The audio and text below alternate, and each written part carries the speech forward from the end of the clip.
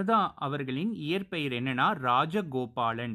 ராஜகோபாலன் அப்படிங்கிறது தான் சுரதாவின் இயற்பெயர்.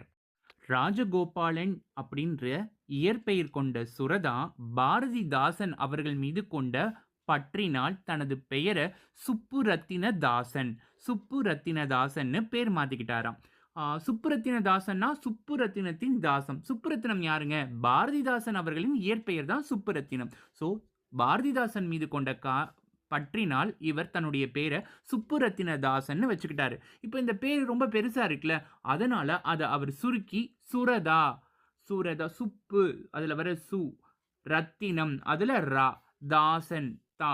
ஸோ சுப்புரத்தினதாசனை சுரதான்னு சுருக்கி தன்னை அழைச்சிக்கிட்டாரு.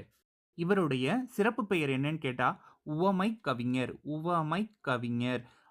இது அடிக்கடி கேட்கிற கேள்வி. உவமை கவிஞர் என அழைக்கப்படுபவர் யார்? அதுக்கு பதில்